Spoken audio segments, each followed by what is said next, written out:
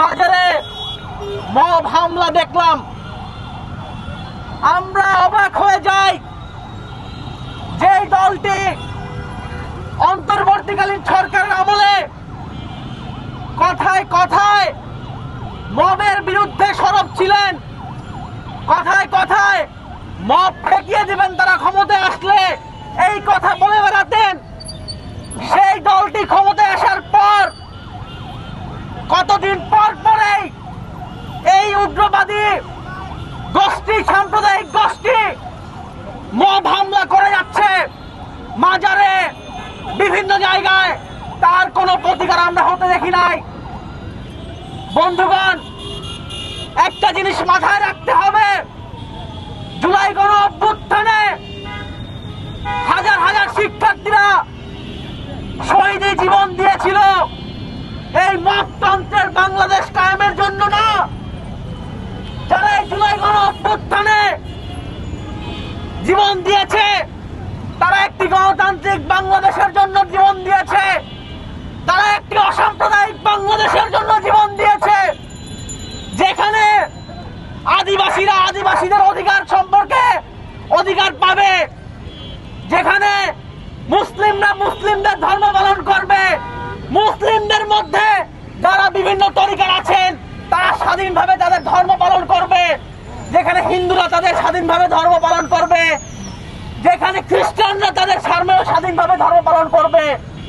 আমরা এমন একটি দেশ চেয়েছিলাম যেই দেশে হিন্দু, বৌদ্ধ, খ্রিস্টান, আদিবাসী, ধর্ম বর্ণ নির্বিশেষে যে যার মতো ধর্ম পালন করতে পারবে, যে যার মতো তাদের অধিকার পালন করতে পারবে। বন্ধুগণ, কিন্তু দুঃখের সাথে বলতে হয়, গত অন্তর্বর্তীকালীন সরকারের সময় একজন অথর্ব প্রধান উপদেষ্টা, যিনি ব্যস্ত ছিলেন তার গ্রামীণ ব্যাংকের ট্যাক্স মওকুফে, যিনি ব্যস্ত ছিলেন তার নামে বিশ্ববিদ্যালয় করার, যিনি ব্যস্ত ছিলেন বাংলাদেশের সার্বভৌমত্বকে বিকিয়ে দিয়ে যুক্তরাষ্ট্রের সাথে চুক্তি করা নিয়ে, সেই ডক্টর ইউনূস এই মবতন্ত্রের বিরুদ্ধে কোনো ব্যবস্থা নেন নাই।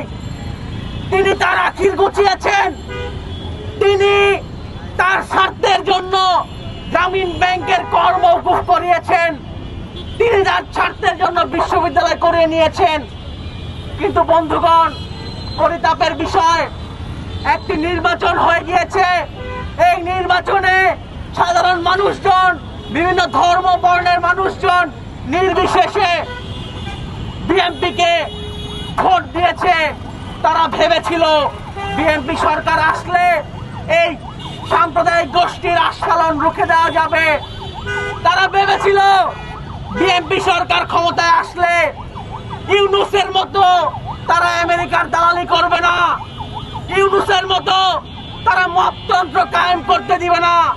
কিন্তু পরিতাপের বিষয় এই যে এই ক্ষমতায় আসার পর স্বরাষ্ট্র উপদেষ্টাকে আমরা অনেক কথা বলতে দেখেছি, কিন্তু এই মবতন্ত্রের বিরুদ্ধে কোনো কার্যকরী ব্যবস্থা নিতে দেখি নাই। বন্ধুগণ, এই সরকার ক্ষমতায় আসার পর কুষ্টিয়ার ফিলিপনগরে